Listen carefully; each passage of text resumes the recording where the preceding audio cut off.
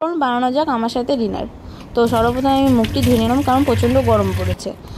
আমার পরিমাণ মতো চাল নিয়ে আমি চালটিকে ভালো করে ধুয়ে নিলাম এবং চালের জলটি একটা পাত্রে জায়গায় রেখে দিলাম, যেটি নিয়ে আমি পরে মুখ ধোবো।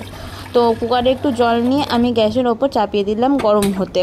কুকারের জল হালকা গরম হওয়ার পরে আমি আমার চালটি ঢেলে দিলাম কুকারে এবং ঢাকনা লাগিয়ে অপেক্ষা করতে লাগলাম 4টে সিটির। 4টে সিটি পড়তে পড়তে আমি আমার ডালটি ধুয়ে রেডি করে নিলাম।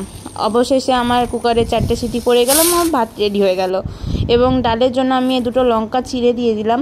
তো আমার ডাল তো সেদ্ধ হয়ে গেছে এবং কড়াই আমাকে একটু ছুঁকে নিতে হবে। তো কড়াই আমি গ্যাসে চাপিয়ে দিলাম, পরিমাণ মতো তেল দিয়ে গরম হতে বসিয়ে দিলাম। লঙ্কাটিকে চিড়ে আমি তেলের মধ্যে একটু জিরে এবং লঙ্কা দিয়ে পরিমাণ মতো লবণ এবং হলুদ দিয়ে ডালটিকে ভালোভাবে ছুঁকে নিলাম। যখন দেখছি ডালটি একটু ভালোভাবে সেদ্ধ হয়ে গেল, তো আমি আমার ডাল রেডি হয়ে গেছে, আমার ভাতের সাথে আমি আমার ডাল খেয়ে নিলাম। দেখতে পারেন ভালোই হয়েছে। যে বানানো খাবার তো কারোর কোনো সময় খারাপ লাগে না। তো আজকের জন্য এটুকুই, দেখা হবে আবার কালকে।